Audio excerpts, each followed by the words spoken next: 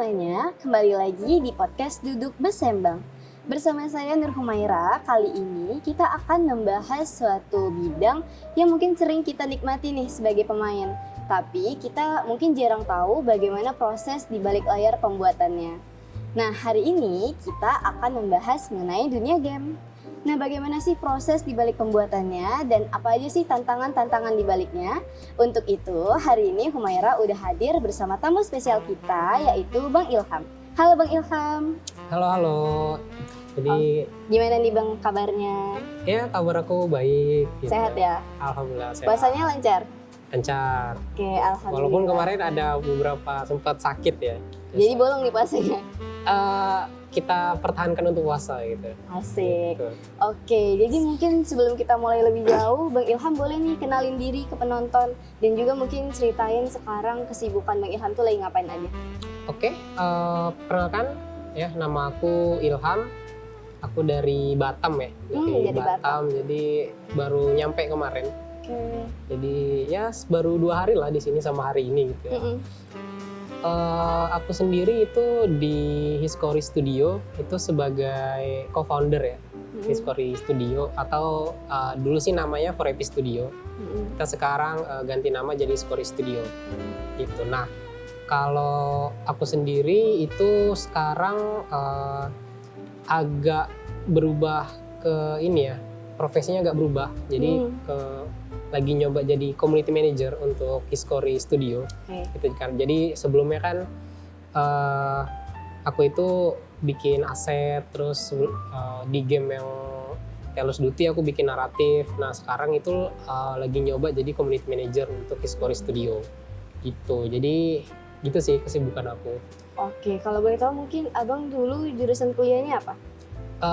Aku dulu dari Politeknik Negeri Batam ya. Politeknik Negeri Batam. BTW Poli Batam itu ganti nama kalau nggak salah ya sekarang. Jadi Poli Batam University.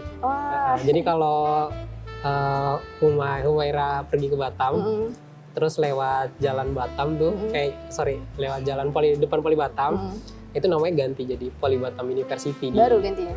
Iya kayaknya baru ini, soalnya baru direnovasi sih. Gitu sih, jadi terus jurusannya aku itu sebagai animasi. Oh, animasi? Iya, animasi. Jadi di dunia game berarti abang pernah kayak ngedesain gamenya gitu ya? Iya, aku lebih ke bikin aset sih sebenarnya. Oh, namanya aset ya kalau di dunia game? Game artis lah sebutannya, sebagai profesinya. Nah, awal mula abang berkecimpung di dunia game ini awalnya gimana? Apakah dari memang jurusan kuliahnya atau hobi? Awalnya sih dari hobi ya. Jadi aku tuh kan dulu SMK di SMK 1 Batam ya. Jadi dulu tuh jurusan TKJ. Nah kebetulan waktu itu aku belajar tentang Blender. Ya, jadi kalau Humay tahu ya, belajar animasi itu pasti nggak jauh-jauh dari software Blender. Nah di situ aku mulai tertarik dunia animasi sebenarnya. Gitu. Terus aku ketemu juga sama beberapa abang kelas yang pendiri Forepi Studio dulu namanya kan waktu masih aku sekolah. Itu namanya ada Bang Ervin, Bang Raffi gitu. Jadi mereka waktu itu salah satu yang suka belajar bikin kayak film game gitu kan. Nah kebetulan mereka ada rencana mau bikin game gitu. Nah, karena aku memang suka di dunia animasi ini gitu, aku coba nawarin dulu lah ke mereka gitu. Aku pengen ikut join nih ngembangin game bareng mereka gitu. Jadi ya udah dari situlah kami mulai sampai sekarang kami bikin game dari Let Me Out itu awalnya. Jadi Let Me Out itulah dari game awal kami dari awal SMK itu. Oh gitu. Itu judul game pertamanya? Iya, judulnya dulu sih namanya sih Wisi Let Me Out ya. Jadi pas di kuliah ternyata itu namanya kayaknya agak kepanjangan, jadi kami ganti Let Me Out aja. Itu gamenya tentang apa tuh Bang? Kalau Let Me Out itu gamenya itu menceritakan seorang anak kecil yang dia itu ditinggalkan lah sama saudara-saudara di keluarganya gitu. Jadi dia sendirian lah di desa itu. Jadi kan player itu banyak ditinggali sebuah misteri kan. Nah disitulah si Alvin namanya. Si Alvin itu harus memecahkan beberapa misteri yang ada di dusun tersebut. gitu. Jadi kira-kira gitu sih untuk ceritanya. Jadi abang belajar art design itu dari SMK? Emang Iya, dari diajarin SMK. di mata pelajarannya kah atau otodidak gitu? Otodidak sih. Oh berarti gitu. bukan dari ini ya materi-materi pelajarannya? Materi pelajarannya hanya sekilas aja membahas software Blender gitu. Jadi selebihnya aku ulik sendiri. Jurusan TKJ itu lebih ke apa sih? Komputer jaringan. Oh jadi Iya. jadi Jadi- tadi lebih ke dunia desain gitu enggak ya? Enggak gitu. Jadi memang dia ngepelajarin komputer sama jaringan gitu. Kalau desain segala macam itu kayak penambah aja sih sebenarnya, bukan yang utama, bukan pelajaran utama. Kalau Gitu. otodidak itu dari mana? YouTube kah atau? Ya pasti YouTube ya. YouTube sama forum-forum Blender lah, forum-forum Facebook itu ada namanya Blender Army Indonesia. Itu kalau para Blender artis itu nongkrongnya biasa di sana sih kalau ada problem gitu atau apa pengen nanya-nanya sama sepuh-sepuh itu biasa ada di sana semua. Oh ada tempatnya ya? Iya, Buat karena di sana profesional dan menurutku bagusnya komunitas Blender nih seorang profesional itu masih mau sharing gitu sama junior-juniornya gitu. Jadi komunitasnya itu nggak mati Oke. gitu. Jadi walaupun kita junior nih masih baru, itu lumayan terbantu sih sebenarnya. Itu karena kan kalau kita belajar dari YouTube, kalau nggak ada yang ngarahin Yes. ke Susah mana-mana juga juga ya. ya, tersesat jadi Tersesat. gitu. Kayak belajar tanpa guru. Ju mau Iya. join komunitasnya daftar kah atau kayak ada platform gitu? Yang Blender Army itu ya. Kalau itu ada sih di Facebook, Oh di Facebook, dari Iya. Facebook. dari Facebook. Itu terbuka untuk umum sih. Berarti kita chat ya, kayak messenger kan kalau Iya. Facebook. Masuk aja. Kayak biasa lah. Facebook nanti ada persyaratannya segala macam, tinggal kita penuhin aja. Persyaratan juga nggak susah kok. Gitu. Oke. Dulu kan abang di jurusan TKJ ya. Iya. Nah benar. menurut abang kalau kita mau masuk ke dunia bikin game dan development gitu, kita tuh harus jago ngedit, jago ngoding gak sih? Oke, jadi nggak? sebenarnya ya kalau kita mau masuk dunia game itu, yang paling penting itu adalah niat gitu. Ya pasti. Segala sesuatu harus pakai niat. Iya benar. Nah kemudian dibanding niat tadi itu yang paling kuat itu sebenarnya passion Iya sih. gitu. passion. Jadi kalau udah passion, entah dia nggak bisa ngoding atau dia nggak bisa, misalnya dia nggak bisa ngoding, nggak bisa gambar, itu kemungkinan dia masih bisa sebagai game design gitu. Jadi memang game ini kan sebenarnya bisa dalam bentuk tim ya. Nah, Tip itu jadi apa? tim. Oh tim. Bisa dalam bentuk grup. Jadi kalau misalnya kita nggak punya bakat di bidang game sekalipun, tapi kita pengen masuk dunia game itu, kita bisa belajar dari masuk komunitasnya aja dulu, Oh. gitu. Jadi nanti di komunitas itu kan banyak tuh ada seorang game programmer, ada game artis gitu. Nah kita sebagai orang yang pengen masuk dunia game, tapi nggak tahu cara bikin game, ya kita bisa Belajar ya. belajar dari mereka atau kita bisa bahasannya apa ya, kolaborasi. Oh. Gitu. Jadi misalnya aku sebagai orang yang baru belajar Humay lah baru pengen belajar gitu kan. Ya udah, Humay bisa cari orang, aku punya ide game nih, pengen bikin game yang seperti ini gitu. Tapi Humay nggak bisa eksekusi gitu kan. Ya udah, Humay cari tim kolaborasi aja gitu. Dan biasanya mereka itu open aja kalau untuk kolaborasi.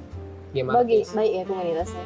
Iya baik. Jadi kami juga setiap tahun itu ada namanya acara Game Jam ya di Batam. Itu lumayan acara terbesar juga.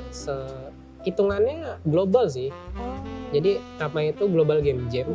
Nah jadi kita itu selama 3 hari itu bikin game Di satu tempat. di satu tempat. Nah, Semuanya kumpul, gamers. semuanya kumpul. Iya. Jadi mulai dari game artis, game designer, game audio. Itu lomba kah atau apa? Enggak, jadi cuman kayak kita bikin game bareng, nanti gamenya kita presentasiin bareng, kita sharing session aja jatuhnya gitu. Jadi selama 3 hari itu biasa ada yang nginep di tempat itu. Itu gamenya dipublish?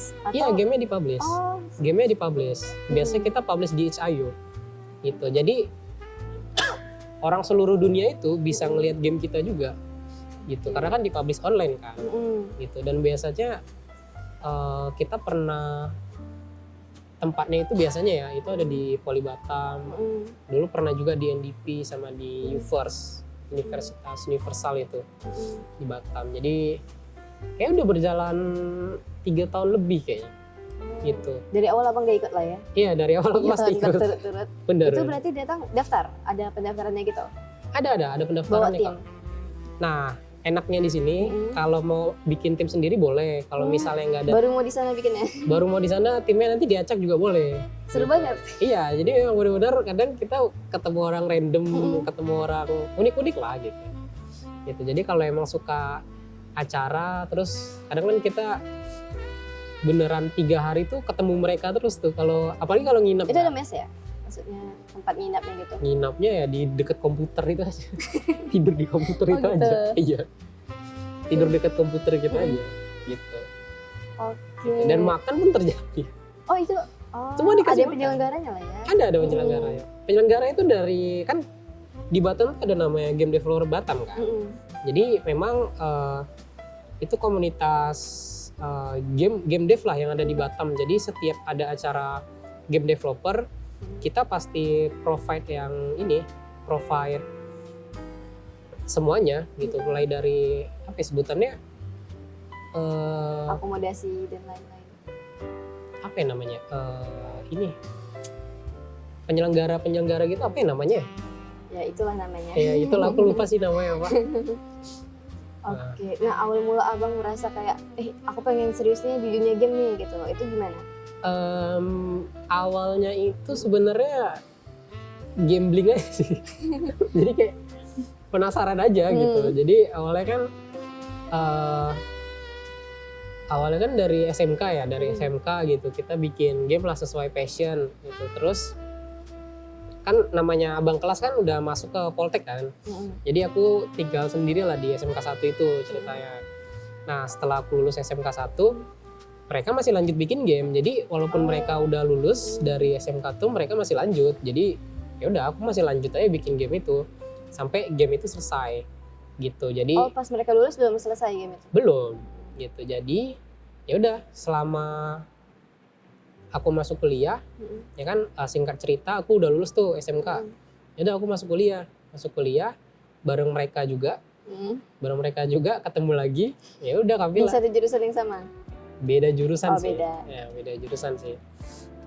Jadi ya udah kita lanjut aja bikin game itu sampai akhirnya game yang kita bikin ini bisa Rilis. menghidupi kita lah gitu, ibaratnya gitu. Okay. Gitu. Jadi makanya aku bilang gambling juga gitu. Jadi kayak coba-coba aja sebenarnya. Ternyata oke nih. Gitu. Ternyata ada potensi nih gitu. Jadi ya udah. Nah kalau misalnya abang bikin game gitu kan, itu biasanya bisa rilis di mana aja? Apa aja sih? Maksudnya platformnya? Platformnya. Platformnya itu tergantung dari game yang kita bikin sih. Oh beda-beda. Iya, jadi kalau misalnya kita pengen bikin game mobile, itu biasanya di App Store atau di Play Store gitu. Kalau misalnya di PC atau kalau konsol ya, kalau di konsol tuh biasa bisa di Nintendo atau PlayStation gitu ya. Cuman kalau untuk Nintendo sama PlayStation tuh atau Xbox ya, itu agak sulit karena kita biasanya butuh publisher dulu atau kita pinjem dev kit mereka gitu, karena mereka punya alat sendiri gitu untuk supaya game kita bisa publish di platform mereka. Nah paling gampang itu di PC gitu. Kalau di PC kan bebas ya, itu ada Steam, ada GOG, ada Microsoft Store, banyak sih sebenarnya. Kalau yang abang bikin sendiri dirilisnya di mana? Kalau Let Me Out itu kita rilis di Steam sih. Oke, di Steam. Kalau Taylor's Duty juga di Steam juga gitu. Taylor Duty. Ya, yang game kami yang terbaru ini. Gitu. Beda nggak sih genrenya dua-duanya atau sama? Genrenya agak beda sih. Jadi kalau yang Let Me Out itu 3 dimensi, kalau yang Taylor's Duty ini 2 dimensi. Oh, gitu. Beda ya. Iya. Itu yang Taylor Duty masih abang artisannya? Itu artisnya artisnya orang Tanjung Pinang juga gitu ya. Oh iya. Iya, dia anak SMK 4. Oh iya, Iya. mereka ada jurusan-jurusan di sana. Iya, namanya Gobi. Ya, biar aku sebut aku absen sih Gobi ya di sini kan gitu. Kalau abang bikin cerita tuh, abang pernah bikin ini nggak sih? Apa yang namanya narasi ya? Kayak jalan cerita itu apa sebutannya kalau di dalam dunia game? Biasanya naratif designer sih. Naratif ya. Iya. Nah itu tuh terinspirasi dari mana sih biasanya? Ya? Terinspirasi dari mana? kayak jalan ceritanya? Oh, jalan. Sebenarnya kalau inspirasi gamenya itu kami terinspirasi dari ini, Paper Please. Apa itu? Paper Please itu gamenya kayak simulasi. Aduh, aku agak ini ya, jelasinnya gimana ya kalau Paper Please itu? Oh ya lah. Ya pokoknya gitulah. Pokoknya kami terinspirasi dari Paper Please ya gamenya. Gitu. Nah, terus kenapa abang lebih milih platform Steam daripada platform-platform yang lain? Platform Steam itu karena mudah diakses aja sih sebenarnya. Ini pendaftarannya nggak terlalu ribet gitu. Jadi kayak misalnya kita punya produknya, kita punya sejumlah uang, kita bisa langsung daftarin. Langsung tembus? Iya, langsung tembus.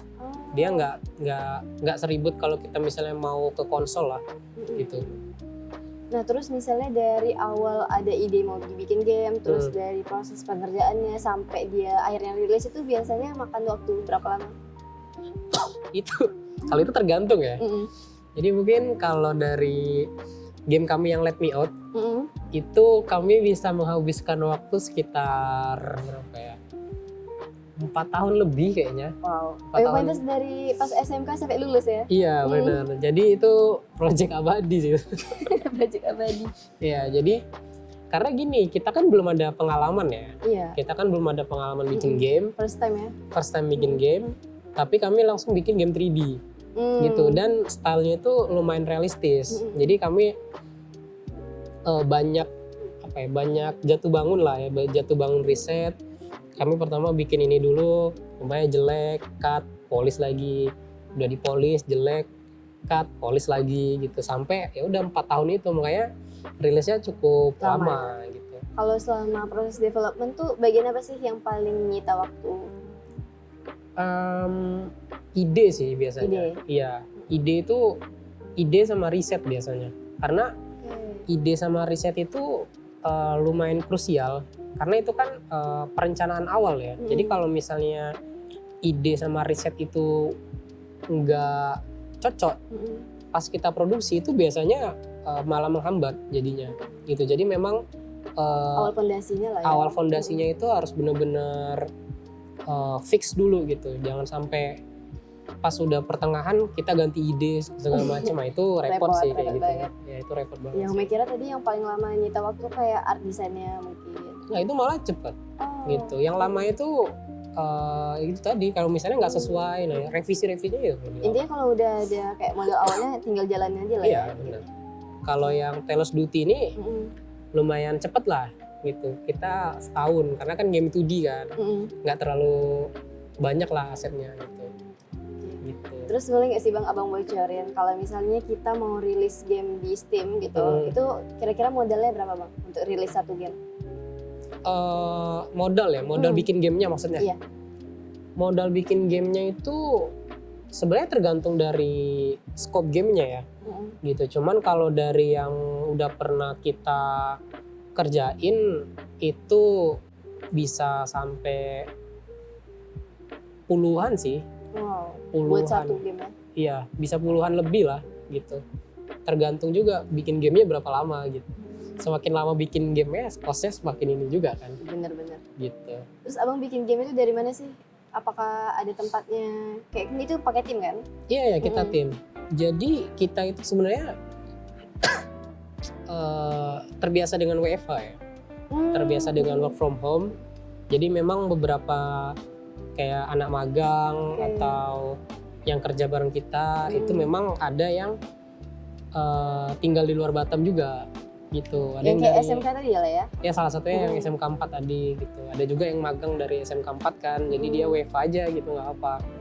Ada juga. Itu dia magang? Iya ada juga yang magang. Dari magang kita hire gitu. Gitu. Berarti tempat abang bisa magang? Bisa. Menarik. Iya jadi ada tempat magangnya juga. Terus karyawan kita ada juga dari yang ini Bengkulu. Wow, itu gitu. berarti mereka yang apply ya?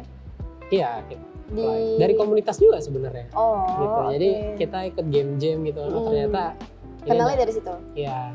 Kita lihat ada potensi nih di project kita coba hire lah gitu. Kayak gitu.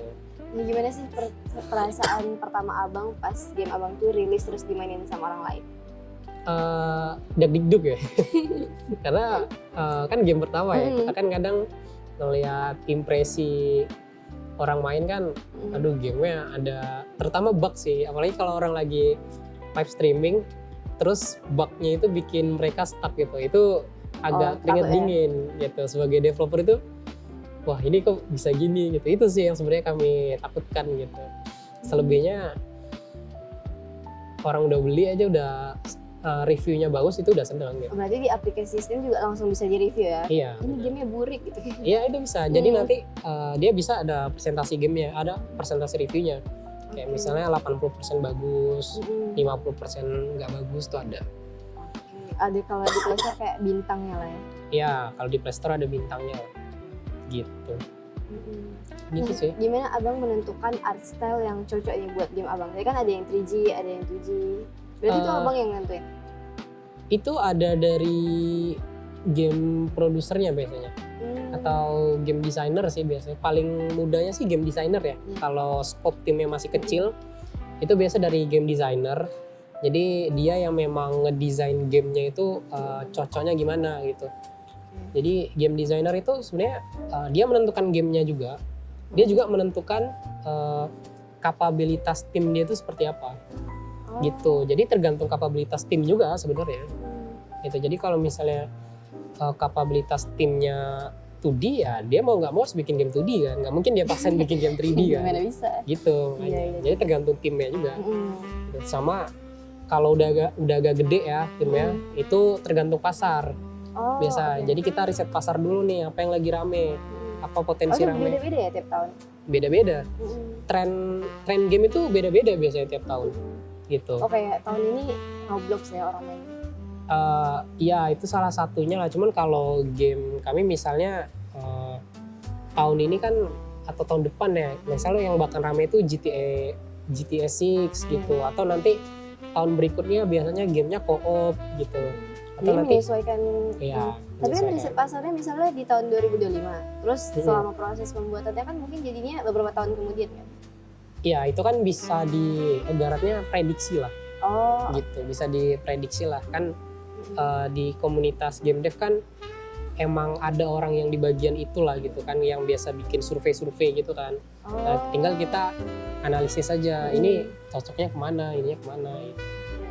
Riset pasarnya gitu sih biasanya. Atau berarti ada timnya ya? Iya ada timnya juga. Atau kita juga bisa langsung nanya ke player juga bisa. Jadi misalnya kita bikin prototype nih, kita bikin prototype, terus prototipenya kita lempar ke sosial media kan. Nanti gamers tuh lihat mau yang mana gitu. Iya, ini gamenya kayaknya menarik gitu. Ya biasa dari voting itu. Kalau misalnya impresinya bagus, itu biasanya gamenya dilanjutin, di develop lanjut gitu.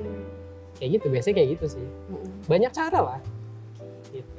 Nah kalau tools atau software yang sekarang abang gunain buat ngedit atau ngedesain itu apa? Itu kita biasa kalau desain sih kita build sendiri ya. Jadi kita bikin server sendiri, kita bikin sistemnya sendiri. Jadi kayak ada pakai Affin gitu ya. Nggak tahu tulis bacanya gimana, Affin.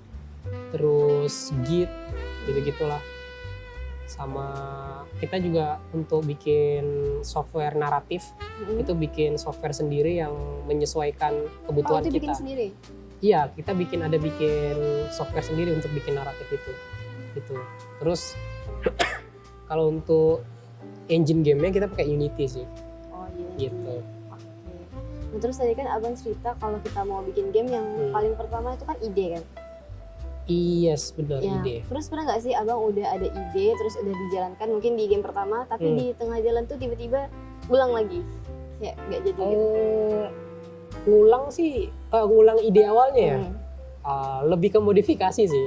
Kalau ngulang sih enggak ya. Jauh banget ya? Ya kalau ngulang jauh banget, lebih ke modifikasi lah. Itulah yang terjadi di Let Me Out sebenarnya game kami. Jadi gamenya itu arahnya itu banyak modifikasi tengah jalannya. Jadi makanya cukup lama gitu. Jadi kayak misalnya udah selesai chapter ini, kan kita ada 8 chapter ya di game itu ya. Jadi kayak chapter. Iya, chapter 4 udah selesai. Oke, chapter 7 nih agak gak nyambung nih, remake lagi gitu. Remake yang chapter 1-4-nya? Atau yang 7-nya aja? Ekstrimnya sih kita bisa sampai 2 chapter itu diubah sih. Gitu. Berarti kalau Ekstrim. diulang kayak art desainnya pun ulang dari awal? Pakai yang udah ada aja. Oh. Kayak yang udah ada, kan asetnya kan kita udah Iya. bikin ya, udah tinggal replace aja. Dijalankan ya. Biasa level desainnya kita ubah lagi level desain. Level desain itu sih yang agak biasanya kita ubah gitu. Terus sama kan ngodingnya manual ya, zaman dulu kan AI belum semasif sekarang ya. Jadi ngodingnya itu agak lama gitu. Jadi ya mau nggak mau kalau sekarang kan ibaratnya Udah bisa pakai AI ya? udah bisa pakai dibantu Oh, AI oke. lah gitu. Lebih mudah kan Mm-mm. gitu sih. Jadi lumayan sih. Lumayan AI cepat lah ya kalau lumayan daripada cepat dulu. lah. Dulu berarti manual banget. Iya benar-benar manual. Terus Gitu. menurut abang di dalam membuat ataupun mendevelop sebuah game tuh tantangan terbesarnya apa? Tantangan terbesar dalam mendevelop game ya. Sebenarnya tergantung scope ya. Jadi kalau scope kita masih baru, Si kecil lah ya. masih kecil lah ya, itu biasanya tim. Timnya nggak satu Iya, ide gitu. gitu. Biasa kan ada tim yang hilang-hilang gitu kan. Bisa Kalau hilang-hilang. bisa. Ini kalau konteksnya kita masih baru bikin game ya, Iya, iya. baru Belum tim terikat baru lah lah. Ya, tim baru lah. Yang masih aku bilang tadi, Mm-mm. kayak aku pengen join, itu kan belum ada ikatan, masih Tapi dari terima. satu hobi lah gitu, satu hobi. Itu biasanya ada tuh yang hilang-hilangan tuh. Itu kalau untuk pemula. Kalau untuk yang udah lumayan besar, itu biasa tantangannya ya di dana sih biasanya Oh, gitu, karena ya udah operasional kan, kita perlu gaji karyawan, perlu ini gitu. Itu sih tantangan terbesar dalam game developer gitu. tapi selain gaji, uang itu lebih kemana sih? Mungkin ada bayar premium aplikasi atau gimana? Oh iya, kita Iya. ada bayar aplikasi, dan aplikasi sekarang lumayan mahal sih.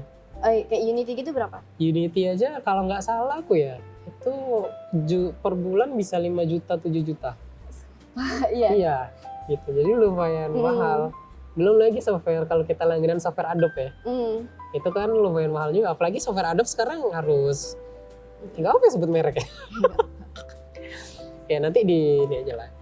Ya jadi kalau software yang merah-merah itu lumayan mahal juga sih itu kan. Gitu, apalagi kita nggak bisa pakai nggak bisa pilih software tertentunya, harus langganan itu. semua ya gitu kan. Itu sih tantangan apa ya. Kalau indie sih lumayan, kita udah ada Blender, untungnya gratis sih Blender. Gitu sih. Pernah nggak sih selama proses pembuatan game tuh abang kayak pengen nyerah gitu? Atau kayak stuck gitu idenya? Oh kalau itu pasti pernah lah itu. Biasa kalau artis tuh biasanya bilang Art burn block out. ya? Burn out. Art block ya, kalau bahasa kerjaannya burn out lah. Biasa itu titik jenuh tuh ada. Itu biasa kalau misalnya kita udah ngerjain terlalu lama, Bingung ya? terus stuck di situ aja. Kok ini nggak selesai sih fiturnya? Itu biasa udah mulai burn out gitu. Terus kalau misalnya dia burn out gitu kayak dibiarin berapa hari atau gimana? Biasanya kita cara nge-refreshnya ya, biasanya kita rundingin ulang di meeting. Gitu, jadi oh iya kan karena dari ini ya, Iya. work from home ya. Ya kita kan work from home, jadi tiap 2 minggu sekali ada sprint review gitu. Jadi kalau ada orang yang, misalnya ada satu tim kita nih yang ngerjain fitur nggak selesai, ya kita tanya kenapa gitu. Kalau misalnya ada masalah, ya udah, entah fiturnya itu emang nggak mungkin untuk dibikin, ya udah kita tinggalin aja. Oh boleh ditinggalin? Bisa, gitu kan, tergantung daripada kita alokasiin waktu yang Iya, nggak lama berguna ya. kan, mending kita cut, kita bikin fitur yang lain yang bisa lebih impactful gitu untuk projectnya. Terus kalau misalnya kerja tim gitu pernah nggak sih kayak beda pendapat? Sering? Nah, itu pastilah. Justru berbeda pendapat itu salah satu apa ya, hal yang paling seru gitu, karena Seru ya? iya seru, karena gini, kalau kita misalnya kita bikin sebuah fitur ya, nah kalau kita tidak diskusi biasanya fitur itu nggak valid biasanya gitu, karena sudut pandang satu orang kan kadang bisa nggak sesuai kan dengan sudut pandang yang lain kan. Tapi kalau misalnya kita punya banyak sudut pandang, yang ngebikin fitur itu bisa jadi relate sama semua orang gitu, kayak gitu. Jadi misalnya kita bikin fitur nih, menurut aku seru gitu kan, Tapi ternyata yang lain oh iya seru pas dicobain ke player nggak seru rupanya gitu. Karena mereka nggak ada mau diskusi gitu. Iya juga Itu salah satu contohnya. Gitu. Jadi kalau misalnya aku bilang seru, ternyata Humay misalnya bilang nggak seru nih. Ternyata pas dites pasar, emang nggak seru gitu ya. Kita godok lagi gitu. Terus kalau dalam pekerjaan game itu kan tadi tahunan ya. Gimana sih Abang dan mungkin juga tim tuh menjaga motivasi selama tahunan itu? Maksudnya gimana ya? Kayak pengen tetap melanjutkan, biasa orang ada fase jenuh kan. Kayak tadi ada yang tiba-tiba pergi, proyeknya ditinggalin. Oh, kalau awal-awal kita di 4AP Studio sih kita jualan mimpi sih. Jualan mimpi ya? Iya, kita jualan mimpi. Kita dapat gini-gini loh. Gitu. Iya, kami gitu. Itu yang kami lakukan. Jadi memang ya namanya dulu mahasiswa, kami benar-benar dari nol. Kita nggak ada dana, nggak ada apa, cuman modal it's my passion aja gitu. Jadi memang kita jualan mimpi kan. Kita Bang Ervin pun ngomong ke aku, kayak ini kalau bagus sama gini, ini jualan mimpi ke aku lah gitu. Oke langsung gitu ya. Kalau aku sih memang jadi nggak jadi emang sesuai passionku aja gitu. Jadi setidaknya kalau apapun pas aku mikir itu kan, kalau nggak jadi pun ya setidaknya aku dapat ilmunya gitu kan. Jadi ya nggak masalah gitu. Ternyata sampai sekarang ya mimpi itu bisa terwujud gitu. Jadi dari jualan mimpi itu mimpinya kebeli lah gitu. Gitu, mimpinya kebeli lah gitu. Iya. Kayak gitu sih. Oke. Terus kalau misalnya tadi Abang rilis game, biasanya itu ada nggak sih dapat komen-komen negatif dari reviewer? Pasti ada lah. Itu langsung direvisi? Iya, kalau misalnya make sense atau ya sama tadi kalau misalnya itu cuma menurut dia doang dan nggak make sense ya kita pertahanin aja. Misalnya yang nggak setuju 1 orang, tapi yang setuju 10 orang ya mending kita pertahanin 10 orang. Iya gitu. juga. Kayak gitu sih. Cuman kita tetap terima masukan. Jadi misalnya masukan dia apa, bisa nggak nih kita adjust gitu kan? Nah kita adjust gitu. Jadi tergantung ininya lah, tentatif lah gitu. Menurut Abang apa sih sisi yang sulit dalam mendevelop sebuah game yang jarang orang tahu gitu? Sorry, visi? Visi? Bukan visi, kayak sisi susahnya gitu. Oh sisi susahnya. Sisi susah dalam membuat game ya? Biasanya sih susah sih nggak ada ya. Nggak ada. Ya, kalau susah itu waktu sebenarnya. Oh, waktu. Jadi sebenarnya kalau bikin game itu nggak ada yang sulit. Itu karena semua problem bisa di-solve. Cuman masalahnya waktu ini kadang nggak kekejar. Gitu. Jadi memang misalnya bikin fitur yang ini nih, possible misalnya kita bikin sebuah fitur gitu kan. Memungkinkan untuk dibikin dan sulit, tapi bukan berarti nggak bisa kan. Cuman ya waktunya ini gitu, karena semakin lama kita develop, otomatis budget yang kita bakar kan semakin banyak juga kan gitu. Jadi itu sebenarnya waktu itu penting banget sih itu. Gitu. Berarti pas awal-awal bikin game dulu memang ada ya Bang orang yang kayak tiba-tiba ninggalin project gitu? Ada. Itu berarti langsung cari penggantinya. Ribet nggak sih? Ya itulah resiko kalau misalnya kita belum terikat ya. Belum terikat ya. Kalau sekarang kan kita udah ada kontrak kan. Kalau di Scory kan udah ada kontrak. Jadi kalau misalnya kabur ada konsekuensinya gitu. Kalau dulu kan ya kita cuma jual mimpi gitu kan. Kalau dia kabur ya udah. Ya gimana lagi gitu. Dan itu hal yang biasa lah. Gitu. Dan orang-orang kayak gitu kefilter biasanya. Gitu. Kayak gitu sih. Oke, terus kalau misalnya udah jadi nih sebuah game, itu kan dirilis kan tadi di platformnya Steam ya. Nah itu gimana cara Abang dan tim tuh promoting, kayak promotion marketingnya gimana? Apakah dari sosial media atau? Ya, jadi ini dari pelajaran dari 2 game gue lah ya. Nah, yang pertama itu ada Let Me Out. Ya kalau Let Me Out itu kita itu fokus develop aja.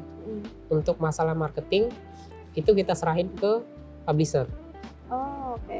Gitu, jadi kita kerjasama sama publisher buat bantu ngejualin game kita. Nah untuk Let Me Out itu, waktu itu kan COVID ya, jadi kita sempat meeting online lah dari beberapa acara game dev gitu, antara game dev dunia lah, bisnis apa ya, bisnis ya si B2B bisnis gitulah. Nah jadi kami coba meeting sama ada itu namanya PID Digital gitu, itu salah satu publisher kami untuk game Let Me Out gitu. Jadi kita bikin game, mereka aja yang bantu ngejualin sebenarnya gitu. Jadi urusan sosial media, urusan marketing itu sama mereka, jadi kita tinggal lihat bagi-baginya aja gitu. Nah kalau Taylor Duty ini Itu di Steam juga? iya di Steam juga. Kalau Taylor Duty ini rencana kita publishnya self-publish. Jadi kita marketingnya ya udah lewat sosial media, lewat Mulut ke mulut. mulut gitu. Kayak Kok gitu. beda sama yang awal? Kenapa? Kenapa beda sama yang awal? Kenapa beda sama yang Let Me Out ya? Karena memang Let Me Out ini kan gapnya udah cukup Oh tinggi ya? lama ya sebenarnya. Itu pertama lama, terus memang kita belum ada pengalaman sama sekali kan. Jadi mau nggak mau kita butuh pembelajaran lah dari orang lain gitu, butuh bantuan dulu lah gitu. Nah kalau sekarang kan kita udah tahu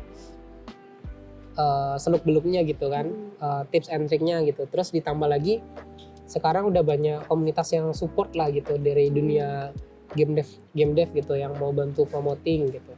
Ya udah dari situlah kita berani untuk self publish gitu. Oke. Ya berarti menurut abang dari dunia game ini udah oke lah ya buat jadi penghasilan utama gitu. Iya, udah menurut aku udah cukup bagus sih untuk game dev, tapi ya nggak manis-manis banget ya, masih ada struggle-nya lah sebenarnya. Itu dia kan ini berarti udah jadi kerja ya? Itu dia per bulan kah atau setiap gamenya rilis baru dapat income? Income-nya itu kan sebelum kita bikin game kan udah ada budgetnya dulu kan. Jadi budgetnya itulah untuk bayar gaji karyawan kita lah per bulan gitu, kayak gitu. Nah menurut abang apakah industri game di Indonesia lah ya khususnya itu udah terbuka untuk generasi muda? Oh sangat terbuka gitu. Jadi memang sekarang malah udah lebih banyak ya game developer ya di Indonesia ya. Gitu. Jadi terus di Indonesia juga udah banyak inkubasi. Jadi siapapun yang mau bikin game itu biasanya udah ada mentornya. Gitu. Dari Jadi community tadi? Iya dari komunitas itu tadi. Gitu ada komunitas kalau di nasional tuh ada Jamseed gitu-gitu. Nah jadi misalnya lumayan ada bahkan hanya sebatas ide itu bisa loh dibantuin. Dijual? Dibantuin?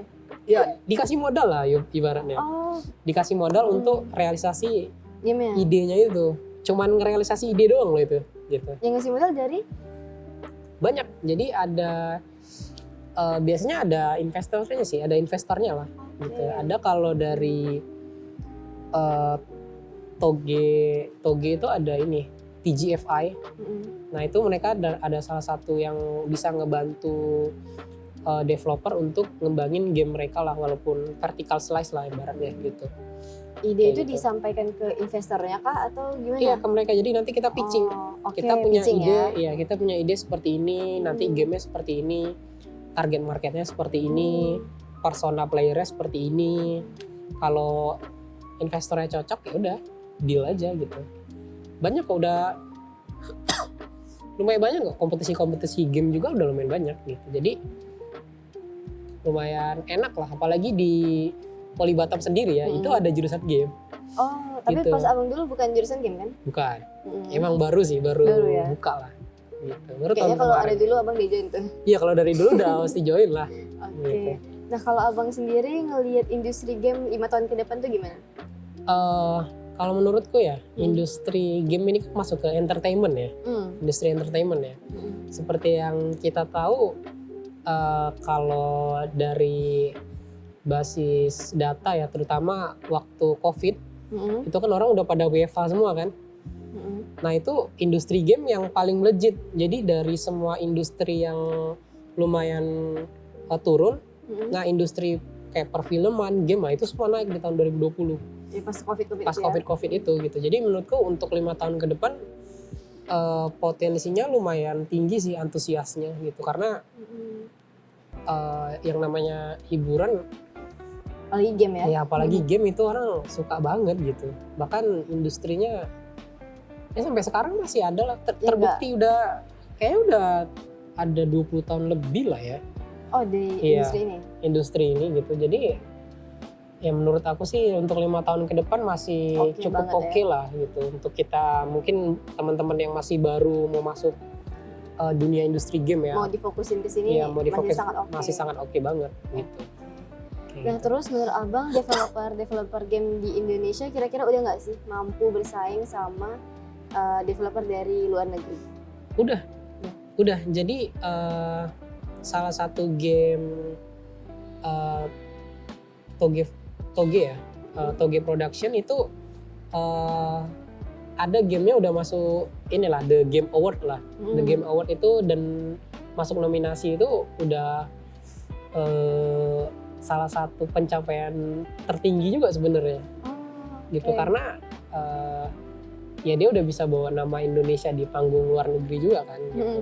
Jadi udah cukup bersaing sih sebenarnya di studio di Indonesia ini, dan asosiasi gamenya juga lumayan mendukung lah gitu. Jadi kalau misalnya industri studio game nih yang ada di Indonesia itu kan biasa ada bisnis matchmaking itu di luar negeri. Nah biasanya dari asosiasi dibantu pemerintah itu mereka Dibantu pemerintah juga. iya dibantu pemerintah juga, kan ada asosiasi game Indonesia kan. Nah mereka memfasilitasi studio-studio itu untuk pergi ke bisnis matchmaking, misalnya kayak Tokyo Game Show, Level Up KL gitu-gitu. Nah biasanya dibiayain gitu, dibantu lah ibaratnya gitu, kayak gitu. Berarti menurut abang dukungan apa sih yang paling dibutuhkan sama khususnya developer lokal ya? Apakah mungkin dari tadi pemerintah atau dari segi komunitas? Dua-duanya penting sih. Jadi yang tadi kalau game developer Batam ya, kan kita bikin acara kan, itu juga dibantu sama dinas pariwisata juga sebenarnya. Gitu. Jadi dibantu sama Politeknik, dibantu sama dinas pariwisata, dibantu juga sama sponsor-sponsor game dev. Dinas pariwisata buat apa? Itu dia nyediain tempat sih waktu itu. Kayak misalnya hotel. bukan mall, kita bisa pameran di sana gitu. Kayak gitu. Jadi itu udah lumayan kegiatan kita udah lumayan inilah Besar lah ya. besar gitu, bisa Tapi kalau dibilang. pameran game tuh bentuknya gimana? Pameran game sih biasanya eksibisi ya. Jadi misalnya dari game jam itu, dari game jam, game yang udah dibikin itu biasa dipamerin di mallnya gitu. Jadi nanti Terus? orang bisa lihat, oh ini hasil gamenya gitu. Bisa dimainin? Bisa dimainin, bisa Oke. dimainin di tempat itu juga. Dan biasanya ada sponsornya juga. Sponsornya? Iya, jadi kemarin sponsornya itu ada door prize juga tuh, ada door prize-nya kursi gaming waktu itu. Oh. Iya, lumayan lah. Lumayan banget. Lumayan banget. Jadi para player tuh suruh nyobain game gitu. Nanti namanya diundi gitu. Gitu lumayan rame lah. Itu secara umum juga boleh nyobain game-nya? Boleh. Dia memang untuk umum sih. Gitu. Oke. Nah menurut abang skill apa sih yang paling krusial yang harus dipelajarin khususnya ya buat anak muda yang mau join ke dunia game gitu? Ini game development khususnya. Ini soft skill atau hard skill? Mungkin mulai dari soft skill dulu, kira-kira apa? Kalau soft skill itu komunikasi sih penting. Oh di dunia game perlu? Oh ya dong, kita kan kerja sama tim Oke. gitu. Jadi kerja karena kita, kecuali dia solo dev ya. Kalau Bisa ya solo dev? Solo dev bisa, cuman ya Berarti all in tuh? all in dia semua yang ngerti. bisa. Cuman ya capek sih gitu. Berapa tahun ya jadinya kalau solo? Iya, tapi bisa gitu. Nah kalau soft skill itu biasa komunikasi ya. Komunikasi itu penting banget. Kemudian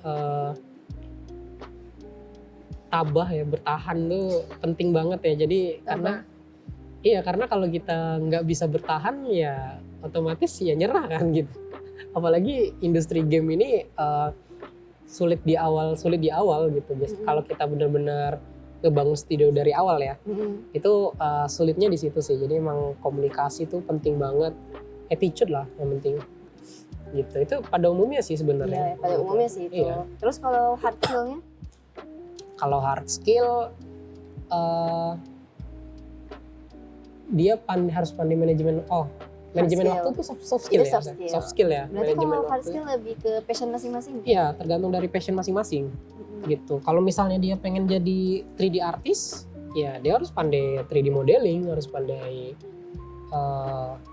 software Blender gitu. Kalau dia tuh di artis harus pandai Photoshop gitu kan. Oh, harus pakai Photoshop juga. Gantung juga sih. Kalau mau pakai Krita atau Affinity juga bisa. Oke. Abang ada nggak sih saran buat teman-teman yang mau rilis game mungkin di Steam tapi mereka tuh belum punya tim yang besar gitu? Kalau mau rilis game tapi belum ada tim besar, bisa nyoba pakai itch.io sih sebenarnya. Apa itu? itch.io tuh kayak platform untuk indie game. Dia itu kalau kita mau upload game gratis. Jadi untuk orangnya itu, orang yang mau publish itu kita nanti kalau ada orang download, kita bisa lihat data analitiknya, kayak jumlah downloadnya berapa. Oh bisa. Bisa. Nah itu bisa pakai itch.io tadi itu. Itu Kalau bisa aja. uninstall bisa lihat juga. Bisa juga gitu. Bisa. Unwishlist kalau nggak salah. Jadi kita misalnya udah masukin bukan keranjang sih. Di Daftar download keinginan lah. Mm. Daftar keinginan baru delete daftar keinginannya. Nah itu biasanya ada datanya gitu. Gitu. Berarti rencana abang sama tim kedepannya nih ada rilis game lain lagi nggak? Untuk sekarang sih kita bakalan fokus untuk marketing ke Call of Duty dulu ya. Oh itu Gitu. udah rilis ya berarti? Belum. Call of belum. Duty belum rilis. Kita Belum. udah selesai sih gamenya. Jadi masih dalam tahap testing. Jadi masih nyari bug-bug minor lah gitu yang masih bisa kami perbaiki. Gitu. Kalau udah mungkin kita bakalan rilis dalam waktu dekat gitu. Dan untuk game selanjutnya Udah itu mulai direncanain? ya udah mulai direncanain, cuman belum bisa kita publish sih. Gitu. Tapi berarti kalau game yang udah siap dimainin tuh publik bisa nggak sih akses? Kayak tadi buat ngecek-ngecek bug gitu? Atau itu dari tim ya? Itu dari tim sih. Biasa kita close beta ya. Close beta. Jadi orang-orang tertentu aja yang bisa testing. Gitu. Oke, mungkin ini terakhir ya Bang. Apa pesan Abang buat anak muda yang mau bikin game tapi mereka tuh masih ragu buat memulai? Kalau misalnya masih ragu ya, kita perlu cek dulu keraguannya apa sih yang diraguin gitu. Karena sesuatu yang bikin kita keraguan itu bahkan jalan di tempat gitu. Kayak gitu. Jadi untuk kalau misalnya kita mau mulai, udah mulai aja dulu gitu. Mau itu kita gagal, mau itu kita sukses, itu urusan belakangan aja. Yang penting kita maju aja dulu gitu. Oke. Terima kasih ya Bang Ilham atas sama-sama. wawasannya hari ini, sangat menambah wawasan Humay dan juga tentunya penonton tentang industri game. Jadi ternyata kalau kita mau mendevelop ya sebuah game itu yang pasti kita punya kreativitas ya tadi, terus benar. punya ide dan juga tentunya harus punya kerjasama tim yang hebat. Nah terus mungkin wawasan yang udah diberikan sama Bang Ilham bisa bermanfaat khususnya untuk anak muda apalagi yang mau mulai berkecimpung nih di dunia industri game. Oke, mungkin sekian aja podcast kita hari ini. Sampai jumpa lagi di podcast Duduk Bersembang selanjutnya. Dadah! Oke, dadah.